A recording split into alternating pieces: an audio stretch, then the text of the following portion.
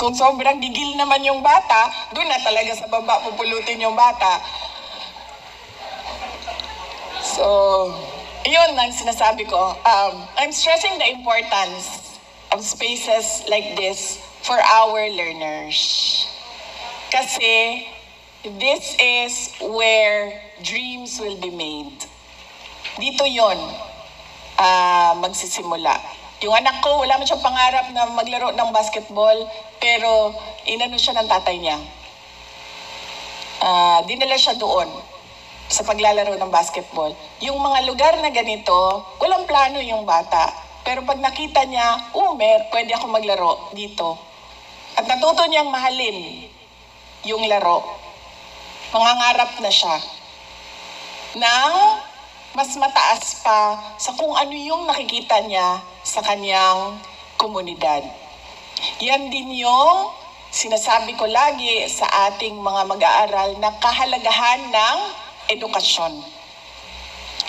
Na noong nandito ako, hindi ko lang maalala kung meron akong grade na nakausap, na pinaintindi ko at lagi kong sinasabi, ito yung pinakasimple na pagpapaintindi sa mga bata kung ano yung kahalagahan ng pag-upo ninyo dyan sa classroom. Na alam mo, araw-araw napapagod ka na, araw-araw ayaw mo na makinig sa guro mo. Napapagod ka na sa dami ng kailangan mong gawin at isubmit na hindi mo na naiintindihan, bakit ko pa ba isasubmit ito? Ano bang tulong nito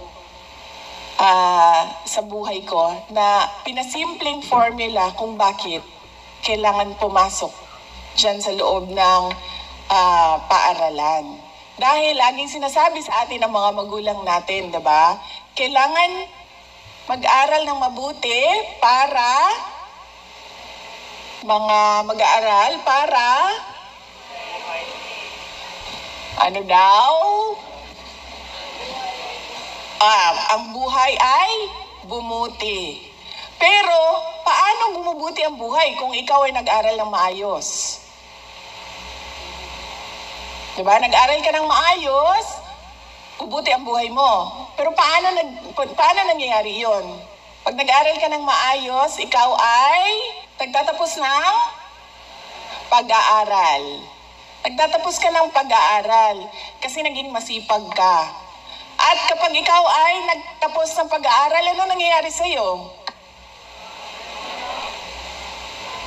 Nagkakaroon ng trabaho. Kasi ano bang kailangan natin sa trabaho?